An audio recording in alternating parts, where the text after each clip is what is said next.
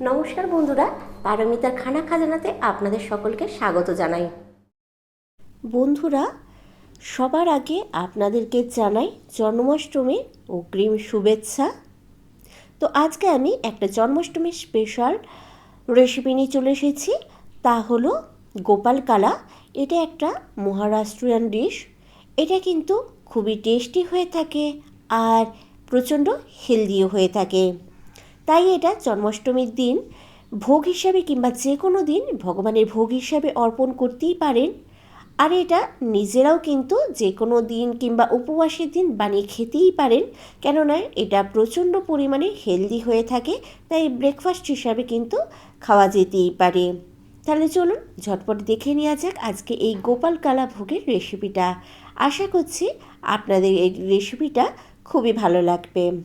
আর আমাকে কিন্তু অবশ্যই জানাতে ভুলবেন না যে আপনাদের কেমন লাগলো এই গোপালকালা ভোগের রেসিপিটা। আমি এখানে প্রথমে একটা বোল নিয়েছি, নিয়ে তার মধ্যে নিয়ে নিচ্ছি 1 কাপ চিড়ে। এবার এই চিড়েটা আমি ভালো করে জল দিয়ে 2-3 বার করে ধুয়ে নেব, কেননা অনেক সময় চিড়ের মধ্যে বিভিন্ন রকম নোংরা বা চালের খোসা থাকে, সেটা যাতে না থাকে সেই জন্য। তো দেখুন আমি চিড়েটা ভালো করে 2-3 বার জল দিয়ে ধুয়ে নিয়েছি।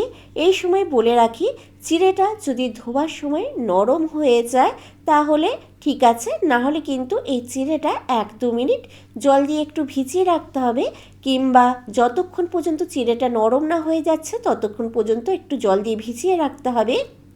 চিড়ের কোয়ালিটির ওপর কিন্তু অনেক সময় ডিপেন্ড করে যে চিড়েটা ভিজে নরম হতে কত সময় লাগবে। সেই জন্য তো আমার এখানে চিড়েটা 2-3 বার জল দিয়ে ধোবার পরে নরম হয়ে গেছে, তাই এখানে আমি আর কোনো রকম জল দিয়ে ভিজিয়ে রাখছি না। এবার এর মধ্যে আমি অ্যাড করে দিচ্ছি 1/2 কাপ পরিমাণে টক দই। আমি টক দইটা একটু সামান্য ফেটিয়ে নিয়ে তারপর এখানে ব্যবহার করেছি। এবার এর মধ্যে আমি দিয়ে দিচ্ছি শসা কুচি। আমি এখানে একটা মিডিয়াম সাইজের শসার অর্ধেকটা ব্যবহার করেছি। আর এর মধ্যে আমি দিয়ে দিচ্ছি ছোটো করে টুকরো করে কেটে রাখা আপেল। এখানে কিন্তু পরিমাপ সেরকম কোনো ব্যাপার নেই, আপনাদের যতটা পরিমাণ ইচ্ছা ততটাই কিন্তু এখানে ফল ব্যবহার করতে পারেন। আর এখানে আপনারা আপনাদের পছন্দ মতো ফলও কিন্তু ব্যবহার করতে পারেন। আমি এখানে শুধু শসা আর আপেলটাই ব্যবহার করলাম। এবার এর মধ্যে আমি দিয়ে দিচ্ছি নারকেল কোড়া। আমি এখানে 1/3 কাপের মতো নারকেল কোড়া ব্যবহার করেছি। এটারও সেরকম পরিমাপের কোনো ব্যাপার নেই, আপনাদের যতটা প্রয়োজন বা যতটা ইচ্ছা ততটাই দিতে পারেন। এবার এর মধ্যে আমি দিয়ে দিচ্ছি স্বাদ মতো নুন। নুনটা অবশ্যই আপনারা আপনাদের স্বাদ অনুযায়ী ব্যবহার করবেন, এবং এখানে সিন্ধ নমকও ব্যবহার করতে পারেন। আর এখানে আমি দিয়ে দিলাম 1 টিস্পুনের মতো চিনি। স্বাদটাকে ব্যালেন্স করার জন্য এখানে কিন্তু অবশ্যই সামান্য পরিমাণ চিনি ব্যবহার করবেন, কেননা যেহেতু আমরা এখানে টক দই ব্যবহার করেছি। তো এবার সব কিছু আমি একসাথে ভালোভাবে চামচের সাহায্যে চিড়ের সাথে নাড়াচাড়া করে মিশিয়ে নিলাম। তো এই সময় যদি মনে হয় আপনাদের চিড়েটা প্রচণ্ড শুকনো মনে হচ্ছে, তাহলে এখানে সামান্য পরিমাণ টক দইও ব্যবহার করতে পারেন, কিংবা সামান্য পরিমাণ জলও কিন্তু এখানে ব্যবহার করতে পারেন। তবে আমি এখানে যেই পরিমাপটা নিয়েছি সেটা ঠিকই আছে, তাই এখানে আমি কোনো রকম এক্সট্রা জল বা দই ব্যবহার করছি না। তো এবার এর মধ্যে আমি একটা তড়কা ব্যবহার করব। তো তার জন্য চলুন আগে তড়কাটা বানিয়ে নেওয়া যাক।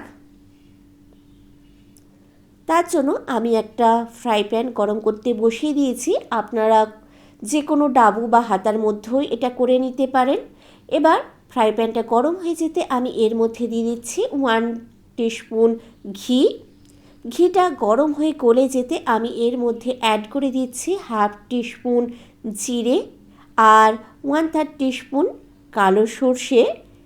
এবার এই জিরে আর সর্ষেটা আমি কিছুক্ষণ ঘিয়ের মধ্যে একটু নাড়াচাড়া করে ভেজে নেব। কয়েক সেকেন্ড ভাজা হয়ে যাবার পর এর মধ্যে আমি দিয়ে দিলাম 1/2 টিস্পুন গ্রেট করে রাখা আদা। আপনারা আদাটা কুচি করেও এখানে দিতে পারেন। এবার আদাটা আমি ভেজে নেব যতক্ষণ না আদার কাঁচা গন্ধটা চলে যাচ্ছে।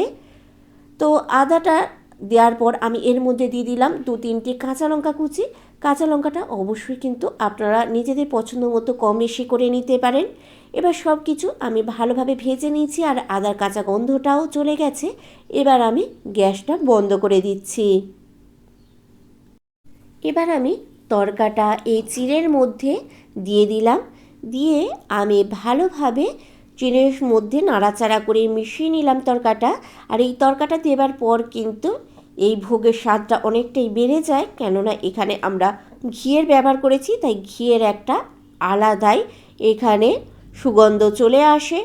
এবার আমি এর মধ্যে দিয়ে দিলাম কিছুটা পরিমাণ ধনেপাতা কুচি। ধনেপাতা কুচিটা দেওয়ার পর ভালোভাবে আমি নাড়াচাড়া করে মিশিয়ে নিলে কিন্তু আমাদের রেডি গোপালকালা। তো দেখুন আমাদের গোপালকালা ভোগ একদম রেডি এবং আমি পরিবেশনও করে দিয়েছি। তো রেসিপিটা আপনাদের কেমন লাগলো অবশ্যই কিন্তু আমাকে কমেন্ট করে জানাতে ভুলবেন না। আর ভালো লেগে থাকলে অবশ্যই একটা লাইক আর শেয়ার করে দেবেন। আর আমার চ্যানেলে নতুন বন্ধু হয়ে থাকলে চ্যানেলটা সাবস্ক্রাইব করে রেখে পাশে থাকার বেল আইকনটা প্রেস করে রাখার অনুরোধ রইল। তাতে আমি যখনই কোনো রেসিপি বা ভিডিও আপলোড করব সবার আগে নোটিফিকেশন আপনার কাছে পৌঁছে যাবে। আর বাড়িতে কিন্তু অবশ্যই এই জন্মাষ্টমীতে এই গোপালকালা ভোগ বানিয়ে ভগবান শ্রীকৃষ্ণকে অর্পণ করে আমাকে জানাতে ভুলবেন না যে আপনাদের কেমন লাগলো এই ভোগের রেসিপিটা।